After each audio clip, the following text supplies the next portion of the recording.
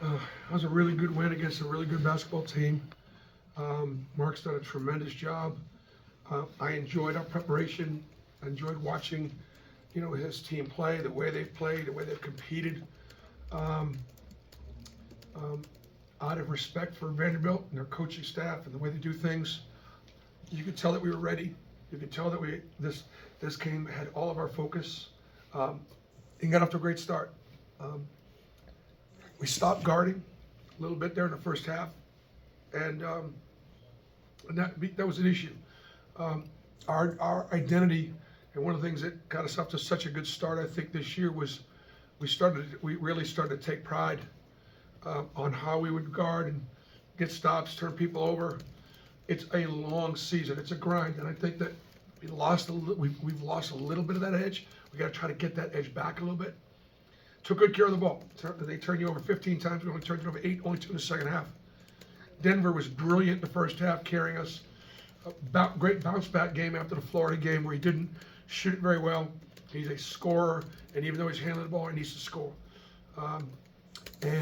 Chaney Johnson was rewarded as our hardest worker. He is our hardest worker. All those moves down there at the basket, nobody is in the gym more than Chaney Johnson, working on those moves, perfecting those moves.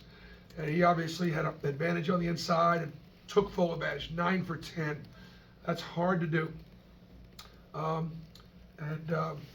So I think overall it was a good effort and a great win.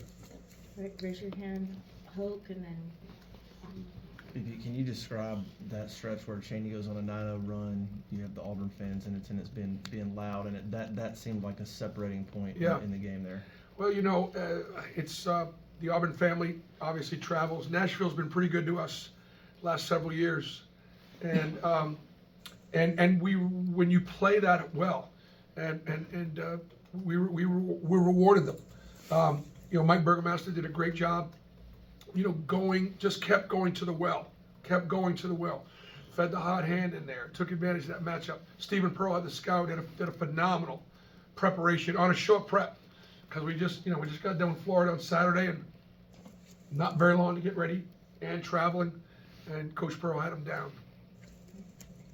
Coach, before the start of last year, you mentioned that you thought Chaney Johnson was a guy coming out of D2 that could develop into one of the better players in this league. What do you have to say on his overall development since he's been here at Auburn, and how close do you think he is to that point now? Obviously, you mentioned the 9-0 run today, a 20-point game. Can you just speak to his performance?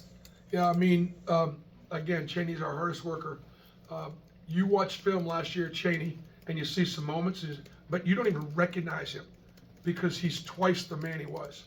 He and Coach Damon Davis, our strength coach, put the work in. Our nutritionist, Emily, like that body, he is one of the best athletes in this league. He's powerful, he's quick, he's explosive, and he's got a really good touch. He can shoot it from the perimeter. I'm telling you, Chaney can really shoot it. I got to do a better job of getting him some looks on the outside, which will even help open up his game even more. But I thought our front line of Janai and Dylan and Chaney were really, really, really good. And being a Division II player a couple years ago is a great story about it's not where you start, it's where you finish. Right, Ike and then Ferg, and then the gentleman in the back. You had Chris starting tonight in place of Chad. Place with Chad. He started both halves with scores for you guys. Was that more of like a matchup thing, or was it really about the injury for Chad? And then is he hurt? Flat out banged up, and has been limited in practice because of just not being able to get reps. He gets bounced around pretty good out there, all of 180 pounds, and so I was glad he was able to go. He played great defense in the second half and passed the ball really well too. So we just got to get him a little rest and get him healthy. Bruce, in the end, I know coaches hate saying this. Was the loss Saturday, is it going to end up being something good for y'all? It's a classic. You think so, but I honestly don't think it had any. I don't think it had any effect. I thought Florida beat us. I thought Florida was better. I thought the guard was the best guard on the floor. I thought their front line was more active, bouncier. I thought Florida was better. Now we may see them again down the road, but that's a Final Four team.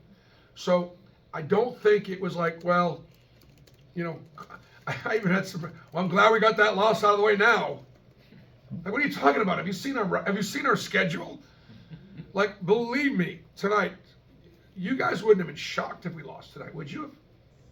No, it's a good team. And the season it is a grind. It's a grind. And it's just about taking it one game at a time. So far, this team has done a pretty good job of taking it one at a time, and we've learned a lot from our wins. So Florida beat us because they were better. Ferg and then the gentleman in the front next to you. Yeah, Bruce, you said Saturday after the game that you weren't worried about Denver at all. He comes right out and starts banging in shots early on. Just how much did you enjoy seeing him bounce back that quickly? Oh, just loved it for Denver. I loved it for him because he gives up so much of himself defensively, and that was important. Stephen Pearl and Denver had some time together this week, and Stephen said, "Look, you are a scorer that we have playing point guard, and go score. Score. That's what you do. You don't have to be a great passer, be a solid passer, but score the ball," and he did. Yeah, Bruce, you talked about the job that Mark has done here at Vanderbilt. Just how impressive do you think it's been, given that he had to rebuild the whole roster in his first year, and he's coming into this league right now? Yeah, I mean, it's an unbelievable league. He is in the upper half of our coaches as far as what kind of coach he is. Offensively, he's got a great mind. I also think he's hired a really good staff.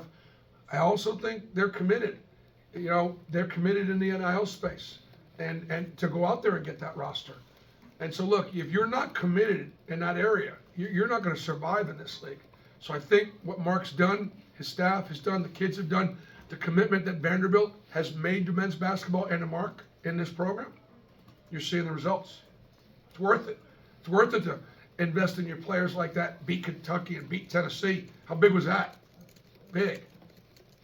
Ferg for the last one. Yeah, Bruce, the defense and the rebounding the last probably 8 minutes, it was a really big turnaround for you guys from where it was in the middle of the game. Just how much did you see your guys respond and really take some responsibility for that? I'll look at it on tape. I thought obviously we got some stops. I thought they did a good job of communicating.